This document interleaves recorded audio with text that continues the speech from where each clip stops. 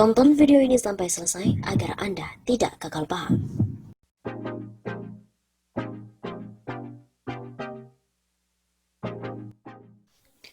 Dirut baru TVRI tersengat postingan Girwani, netizen bilang awas, fakta sejarah diputar balikan. Cuitan pengamat telematika KRMT Roy Suryo tentang kultweet Dirut TVRI yang baru Iman Brotoseno masih dibicarakan oleh netizen, khususnya terkait peringatan hari lahirnya Pancasila yang jatuh pada hari Senin kemarin 1 Juni 2020. Viral sebelumnya postingan Roy Suryo yang mengungkap rekam jejak Iman Brotoseno yang baru saja dipilih menjadi nahkoda TVRI. Jejak digital itu masih tetap terlihat dalam bentukan tangkapan layar ketika Iman membahas soal Girwani. Seperti diketahui, Girwani atau Gerakan Wanita Indonesia merupakan organisasi perempuan yang berafiliasi dengan PKI. Dalam Twitternya, Roy pun berkomentar, Iman mengunggah kultweet terkait dengan Girwani. Postingan tersebut muncul pada tahun 2018 yang lalu. Masih soal rekam jejak Dirut baru TVRI Nasional, terus terang salut saja.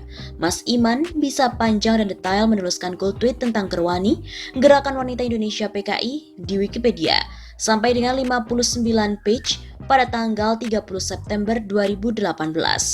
Apa maksudnya ya? Cuit Roy Suryo pada hari Sabtu 30 Mei. Roy Suryo juga menyajikan beberapa fakta postingan Iman Brotoseno yang menulis soal bagaimana Girwani bisa hancur gara-gara hoax. Menurut penelusuran Roy, kultweet tersebut sampai dengan 59 halaman. Mantan politikus Demokrat ini juga menyebut Iman mampu menjelaskan secara detail cerita terkait gerakan Girwani yang terafiliasi PREK. Mantan politikus Demokrat itu juga menyebut Iman mampu menjelaskan secara detail cerita terkait gerakan Girwani yang terafiliasi PKI itu. Kebangkitan itu nyata, tulis akun @cherry_arafat mengomentari postingan Roy Suryo. Terjadi kontradiksi tatkala Iman mendeskripsikan perempuan Girwani yang begitu agung dengan cuitan cabul-cabulnya yang notabene memposisikan perempuan sebagai objek birahi saja. Ngeri. Begitu posting netizen lainnya. Ada juga yang mengkhawatirkan rekam jejak Dirut TVRI yang baru untuk memimpin lembaga penyiaran resmi pemerintah ini. Secara resmi lewat TVRI bakal ada pemutar balikan fakta sejarah bahwa di kemudian hari anak-anak akan dicekoki berita bahwa PKI adalah pahlawannya. Posting akun @mcpang08. Sudah paham arahnya kemana, Mas? Penggiringan opini dan pemutar balikan fakta sejarah agar masyarakat terkecoh. Waspada bahaya laten komunis. Tulis pula akun @asepmol. Banyaknya hujatan dari publik membuat akun Twitter @imanbr saat ini telah dinonaktifkan. Iman Brotoseno sendiri mengaku memilih menonaktifkan medsosnya karena ingin fokus bekerja sebagai dirut lembaga penyiaran plat merah itu. Sementara itu, menjawab isu yang dilontarkan Roy Suryo terkait dengan Girwani, Iman Brotoseno meminta agar Roy berpikir jernih. Apalagi sebagai seorang intelektual, Roy seharusnya tidak melakukan framing. Apalagi Pak Roy juga seorang pelaku fotografi, di mana perpaduan intelektual dan seni biasanya menghasilkan pemikiran yang jernih dan berbasis pengetahuan. Begitu kata Iman dalam keterangannya pada hari Ahad 31 Mei. Iman menjelaskan soal postingan Girwani rangkaian kultweet itu dari bedah buku tentang memahami kontroversi sejarah Orde Baru yang merangkum berbagai narasumber sejarawan seperti Taufik Abdullah, Anhar Gonggong, Asfi Warman Adam, dan lainnya. Iwan juga mengaku dari rekam jejaknya sudah terbiasa menulis sejarah karena memang penyuka sejarah. Tulisan saya banyak soal sejarah, tetapi juga soal Islam dan juga kebangsaan. Saya selalu berprinsip dengan sejarah kita melihat cermin dari kita sendiri. Begitu tulis Iman.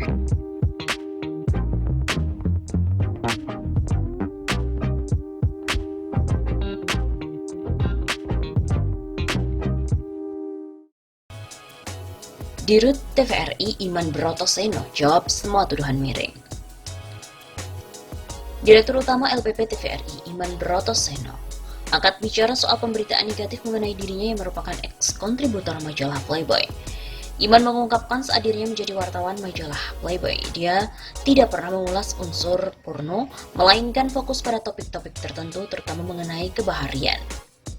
Tahun 2006 sampai 2008, saya sering menjadi kontributor foto dan artikel tentang penyelaman di berbagai majalah. Termasuk salah satunya pernah dimuat hanya satu kali di majalah Playboy Indonesia. Edisi September 2006 dengan judul Menyelam di Pulau Banda. Tulisan ini fokus mengulas wisata bahari dan sama sekali tidak ada unsur pornografi. Begitu kata Iman dalam keterangannya pada hari Jumat 29 Mei. Iman juga menjelaskan isi majalah Playboy Indonesia begitu berbeda dengan majalah Playboy edisi luar negeri. Majalah Playboy Indonesia lebih banyak mengulas soal tokoh nasional dibandingkan muatan pornografi. Pria juga berprofesi sebagai sutradara ini mengaku akan bertanggung jawab atas apa yang pernah ia tuliskan di sosial media, termasuk jejak digital terkait cuitannya di Twitter yang baru-baru ini menghebohkan publik.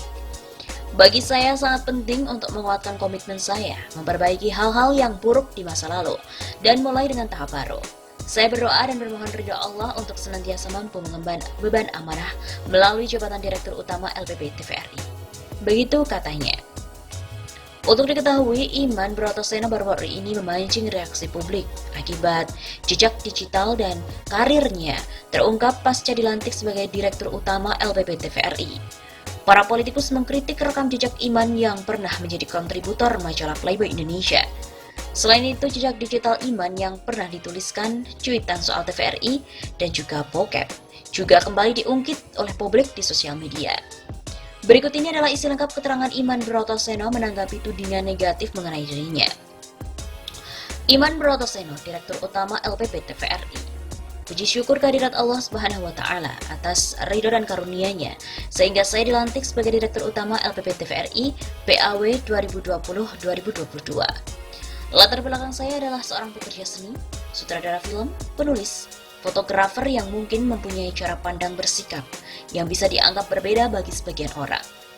Banyak tulisan-tulisan saya di blog pribadi atau majalah yang bisa menunjukkan siapa saya. Mulai dari topik kebangsaan, sejarah, alam, fotografi, masalah aktual atau current issue, politik, budaya juga agama Islam. Dalam tahun 2006-2008, saya sering menjadi kontributor foto dan artikel tentang penyelaman di berbagai majalah. Termasuk salah satunya pernah dimuat hanya satu kali di majalah Playboy Indonesia, edisi September 2006 dengan judul Menyelam di Pulau Banda. Tulisan ini fokus mengulas wisata bahari dan sama sekali tidak ada unsur yang lainnya. Majalah tersebut sangat berbeda dengan versi di luar negeri. Banyak penulis juga mengisi majalah tersebut dan banyak tokoh nasional juga yang diwawancara di Playboy Indonesia. Tentunya hal ini tidak menghilangkan integritas penulis dan tokoh yang bersangkutan karena substansinya tidak terkait dengan pornografi. Bahkan sikap Dewan Pers ketika itu menilai terhadap putusan MA yang memvonis Erwin Arnada sebagai pemret majalah Playboy Indonesia pada tahun 2010. Dewan Pers secara tegas menolak menyebutkan majalah Playboy Indonesia melanggar pasal itu. Bahkan Dewan Pers menilai putusan tersebut merupakan bentuk kriminalisasi pers. Sesudah pelantikan menjadi Direktur Utama TVRI, saya menyatakan, dalam era digital sekarang, kita semua punya rekam jejak digital dan peristiwa masa lalu. Sejak awal, saya tidak pernah berbohong kepada publik, di mana semua bisa dilihat dalam jejak digital dan tidak ada kasus pelanggaran hukum di masa lalu. Saat itu netizen masih belum terpolarisasi dan belum terjadi perpecahan kubu aspirasi politik maupun ideologi seperti sekarang. Dalam percakapan itu yang juga melibatkan beberapa orang seperti pekerja seni termasuk saya, dapat saja menggunakan bahasa gurauan yang oleh pihak lain dapat dianggap sebagai hal yang serius. Setiap orang memiliki rekam jejak masa lalu, termasuk bagaimana percakapan di media sosial. Apapun itu, setiap orang tentu memiliki masa lalu termasuk kesalahan yang dilakukan tanpa sengaja. Saat 14 tahun lalu, saya sebagai pekerja seni tidak menyangka bahwa saya akan menduduki jabatan publik di TVRI. Saya bertanggung jawab atas apa yang sudah saya tulis di media sosial dan sikap saya sebagai warga negara. Bahwa di belakang hari ada yang mengungkap beberapa tulisan di jaring sosial.